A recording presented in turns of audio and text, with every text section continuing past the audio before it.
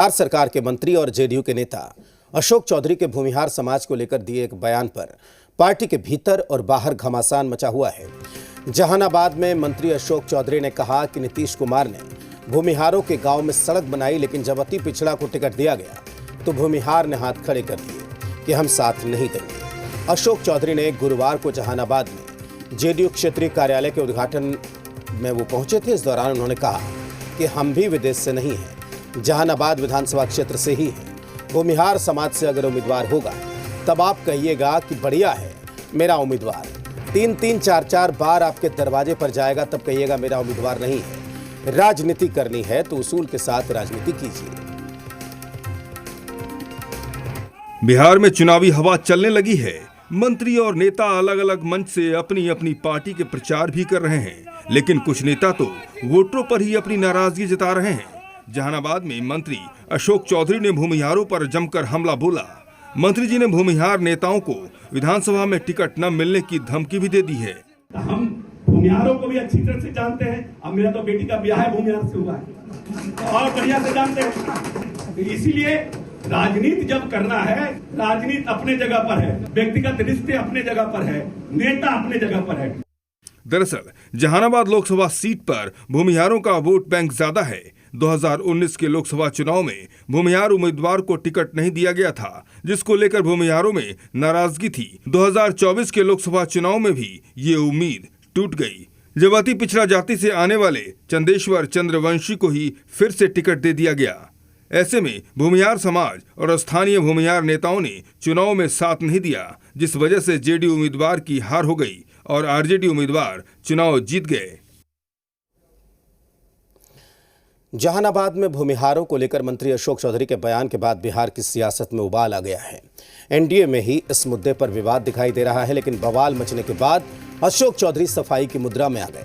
मंत्री अशोक चौधरी ने इस मामले में यू टर्न ले लिया। उन्होंने कहा कि कुछ लोग पर्दों के पीछे से अटैक कर रहे थे, अब सामने से कर रहे हैं। कौन लोग विश्वासी हैं अब पता चल रहा है। जी बिहार झारखंड से बातचीत में उन्होंने कहा कि तब तक ही किसी का जात का हो सकता है जब तक पार्टी का सिंबल नहीं मिलता हो।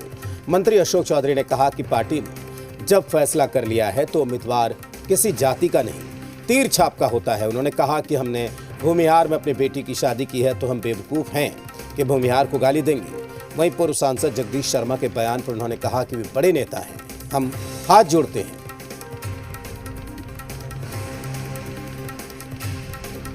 हमारे साथ बिहार सरकार के मंत्री अशोक चौधरी, उनसे बात करेंगे।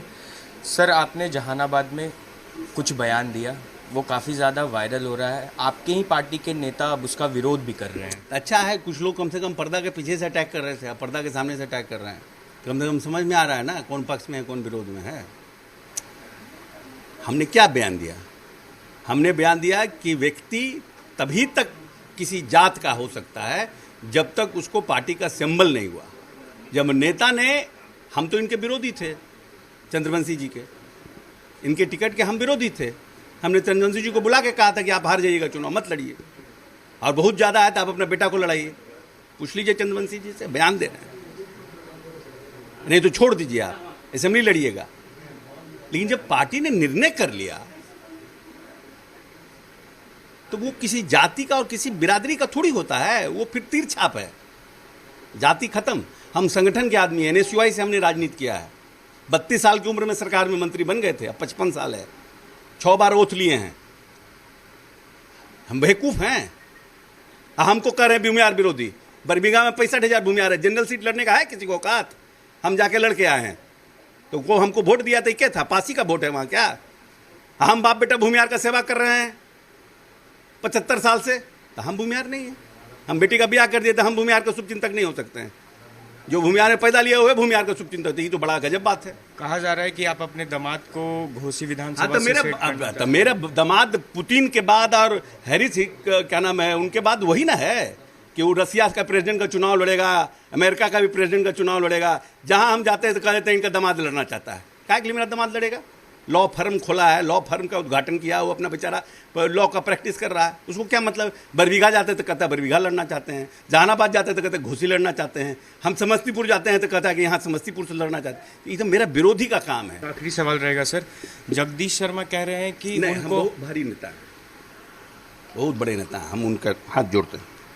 तो चलिए, हमारे साथ बिहार सरकार के मंत्री अशोक चौधरी थे, जिन्होंने सभी सवालों का जवाब दिया है और कहा है कि मैंने किसी भी विशेष जाति पर कोई टिप्पणी नहीं की है। सहयोगी विजय के साथ मैं शिवम, जी मीडिया, पटना।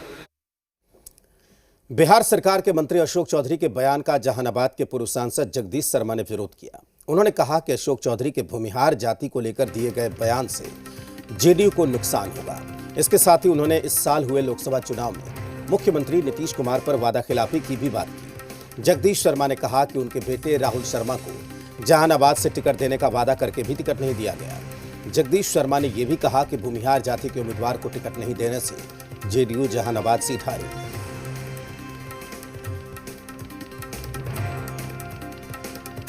हमारे साथ जहानाबाद के पूर्व सांसद जगदीश शर्मा हैं, हम उनसे बात करेंगे। सर, आपने एक बयान सुना होगा बिहार सरकार के मंत्री अशोक चौधरी का, भूमिहार समाज को काफ़ी ज़्यादा कोस रहे हैं, वो भी जहानाबाद पहुंचकर। अब देखिए, अशोक चौधरी जी को सम्मानित मंत्री हैं, एक मंत्री के नाते मैं भी उनका आदर करता हूं। और मंत्री जब शपथ लेता है तो जो भारतीय संविधान है उसमें सभी जाति और धर्म और वर्ग के प्रति उसको समान भाव से, आदर के भाव से उसके लिए सर्वांगीण विकास के लिए उसके काम करने का एक शपथ होता है। किसी के साथ कोई भेदभाव नहीं। उनको क्या पीड़ा है, इस पीड़ा का बयान तो वो ही कर सकते हैं। कह रहे हैं कि विधानसभा चुनाव में टिकट भी नहीं दिलवाएंगे भूमिहारों को। अब मत दिलवावे, वो पार्टी समझे, लेकिन जो काम उन्होंने कहा, कल जो बताया है, तो हमको तो नहीं लगता कि पार्टी को बहुत मदद हुआ। एक आखिरी सवाल है सर, चर्चा है बिहार की राजनीति में कि अशोक चौधरी अपने दामाद सायन कुणाल को घोसी विधानसभा सीट से उम्मीदवार बनवा सकते हैं। देखिए, अभी तो अशोक चौधरी या सायन बता सकते हैं, लेकिन हम इसमें विश्वास करते हैं कि जनता मालिक है जनतंत्र में। ये लोकतंत्र है ना, न उनके बस में है न मेरे बस में है। तो चलिए, जहानाबाद के पूर्व सांसद जगदीश शर्मा हमारे साथ थे।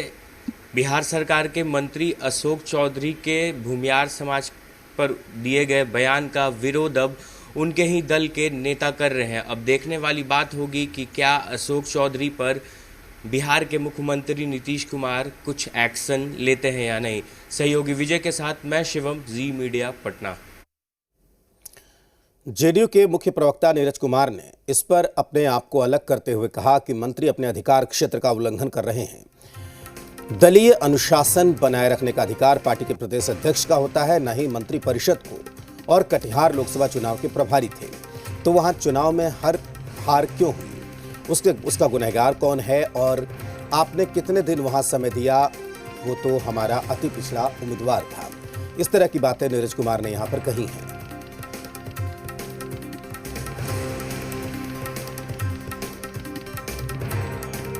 माननीय मंत्री अपने अधिकार क्षेत्र का उल्लंघन कर रहे हैं। दलीय अनुशासन बनाए रखने का अधिकार पार्टी के प्रदेश अध्यक्ष को होता है, न कि मंत्री परिषद को।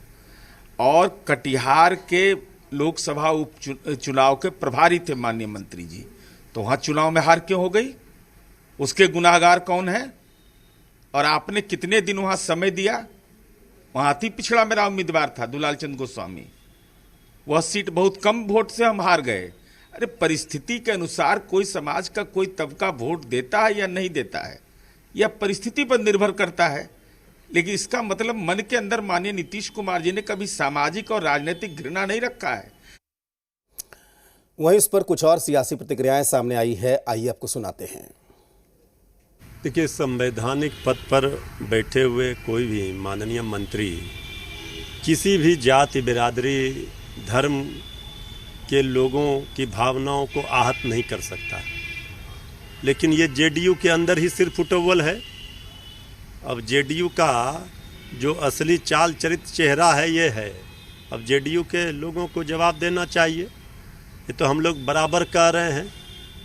नेता प्रतिपक्ष श्री तेजस्वी यादव जी इस रोजगार की बात कर रहे हैं, बिहार को विकसित करने की बात कर रहे हैं, और वहाँ तो एक दूसरे कोई उनके सहयोगी एक दूसरे के धर्म को गाली दे रहा है। पता नहीं, ये जाने नीतीश जी, उनकी पार्टी के लोग जाने बीजेपी वाले, उनकी सरकार में शामिल जदयू का कोई मंत्री इस तरह का बयान दे रहा है किसी जात विशेष का नाम लेके, तो बिल्कुल ही समझ से पड़े है। क्या इस तरह का बयान देने की आवश्यकता क्यों आ पड़ी? क्या जेडीयू ये कहना चाहती है कि उसे ब्राह्मण भूमिहारों का वोट नहीं चाहिए, या जिन लोगों ने ब्राह्मण भूमिहार या अपर कास्ट सवर्ण लोगों ने वोट किया वो गलत किया, नहीं दिया? जदयू इस बात को नहीं मानती है कि लोगों ने वोट किया है। तो मैं समझता हूँ इस तरह के बयानों से जेडीयू को ही नुकसान पहुंचाने का काम किया अशोक चौधरी ने। मंत्री अशोक चौधरी के बयान पर उनकी ही पार्टी के पूर्व जिला अध्यक्ष गोपाल शर्मा ने समाज में वैमनस्यता फैलाने का आरोप लगाते हुए कहा कि उनका ये बयान मंत्री की हताशा का परिचायक है। वहीं बीजेपी विधान पार्षद सर्वेश कुमार ने कहा कि बीजेपी सब समाज के लिए काम करती है, सर्वस्पर्शी, गरीब अमीर, अमीर गरीब, SC ST सबके लिए काम करती है। हम लोग अशोक चौधरी की बात पर कुछ नहीं बोलेंगे, सब समाज हमको वोट देता है। ये जो माननीय मंत्री का बयान आया है, इससे भूमिहार समाज बहुत ही आहत है। वो बोलते हैं कि 185 नरसंहारों का बिहार, हम नीतीश कुमार के सिपाही। अरे जिस टाइम नरसंहारों का दौर चल रहा था, मंत्री जी आप कहाँ थे? आप बोलते हैं कि हम नीतीश कुमार के सिपाही हैं। आप अगर सच्चे सिपाही होते तो जातीय उन्माद फैलाने का काम नहीं करते। आपने ऐसा बोल करके सिर्फ जदयू को ही नहीं, एनडीए घटक दल को भी कमजोर करने का काम किया है। ये बात नहीं, जदयू कोटे से बिहार में एक मंत्री को जो नॉमिनेट किया, तो उन्होंने तो भूमिहार को नॉमिनेट किया। ये कहां से बात आ गई कि भूमिहार जदयू को वोट नहीं दिया? अब कौन क्या बोला मुझे नहीं पता, मुझे उसमें ज्यादा मत जानिए, लेकिन सब समाज सबको वोट देता है। खास करके एनडीए की जो सरकार है, सर्वस्पर्शी समाज का इसको आशीर्वाद प्राप्त है, जदयू को भी प्राप्त है, बीजेपी को भी प्राप्त है।